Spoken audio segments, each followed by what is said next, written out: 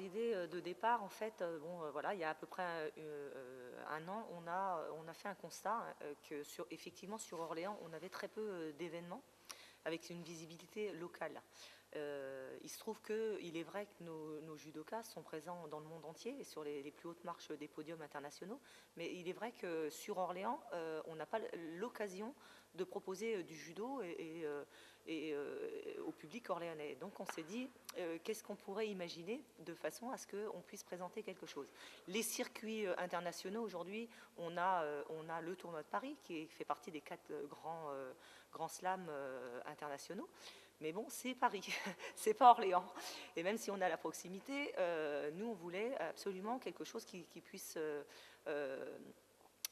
être organisé sur Orléans, et notamment au Zénith d'Orléans. Et donc, on s'est dit, quelle est aujourd'hui la compétition qui fait parler du judo? Alors il s'est trouvé qu'en 2012, qu'est-ce qu'on avait? Ce sont les Jeux Olympiques à Londres.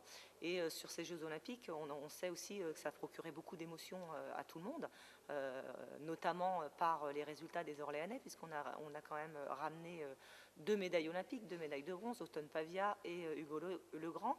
Et donc le judo est pourvoyeur de médailles et tout le monde a vu nos Français à la télévision. Et donc s'appuyer sur ces Jeux Olympiques, pouvoir rebondir dessus, nous semblait un bon concept.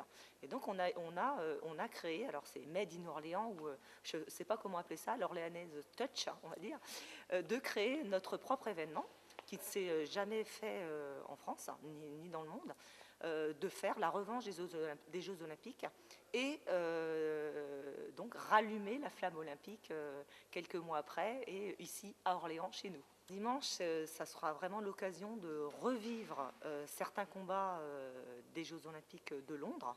Alors, avec donc Othon Pavia qui va rencontrer l'Anglaise Sarah Clark, Hugo Legrand qui rencontrera Dex Elmont, qu'il a rencontré aussi aux Jeux. On a également un combat de Thierry Fabre qui va rencontrer un Égyptien qui s'appelle Ramadan Darwish. Et puis autour de cela, on s'est dit, parce que l'USO Judo est très sensible aussi au handicap, puisque dans nos cours et au quotidien, on propose des cours aux handicapés. Et donc l'aspect paralympique nous intéressait, et donc on va également proposer un combat paralympique. On ne s'est pas contenté que du judo, puisque vous savez qu'Orléans est aussi très positionné en termes de jiu-jitsu.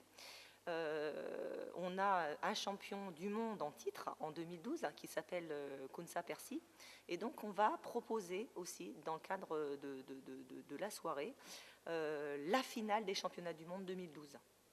Le jubilé de Frédéric Jossinet, grande championne du judo et orléanaise depuis plus de 20 ans et 17 ans de carrière au plus haut niveau. Donc Frédéric a décidé de mettre un terme à sa carrière. Donc il était tout à fait normal de ne pas la laisser partir comme ça et de fêter son jubilé donc lors de cette soirée. Donc Frédéric Jossinet, je pense qu'on lui rendra cet hommage, parce qu'il est vrai que 17 ans de fidélité dans un club, je pense que c'est quelque chose qui se fête, et donc Frédéric sera là, et il y aura aussi des surprises qui lui seront faites, mais je ne peux pas tout dévoiler maintenant. Alors le parrain de la soirée, alors c'est la cerise sur le gâteau, parce qu'on avait aussi l'intention d'y associer aussi un petit peu le côté star à l'événement. Donc Teddy Riner nous fait le grand plaisir d'être le parrain de la soirée, et donc il sera avec nous pendant toute la soirée pour commenter les matchs, et puis bon voilà, pour également faire des autographes, etc. pour le public.